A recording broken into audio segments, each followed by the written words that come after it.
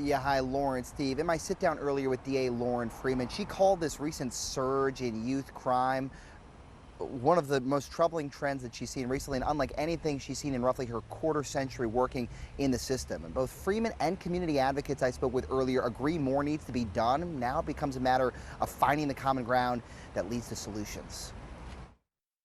Our kids are basically lost. There are no resources actually that are effective. Diana Powell spent years fighting youth crime in the Triangle as the head of the nonprofit Justice Served.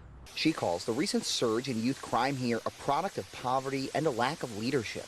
And if there's no one to lead them the right way, they are going to get lost in trying to find their own way. So is Kimberly Mukhtarian. She runs the group Save Our Sons, aimed at helping underrepresented North Carolinians. She's calling for an all-hands approach. This is a mental health crisis, and we're looking for the Department of Health and Human Services to get involved.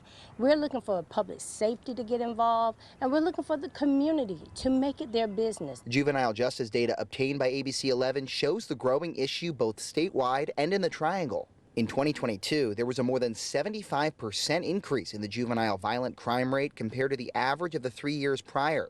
In Wake County, that trend was even more pronounced, more than doubling in 2022 compared to the 3 years before.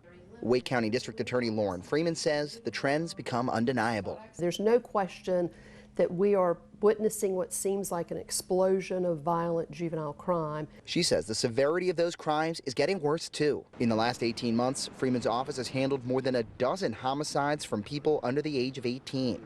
Now she's saying the juvenile justice system needs to catch up. The laws in this state, the way they apply, the way we can use them to keep our community safe are not sufficient when it comes to this level of violence from juveniles.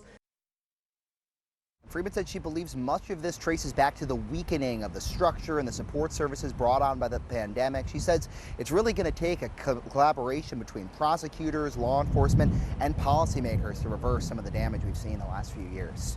Live in Raleigh, Sean Coffey, ABC 11 Eyewitness News.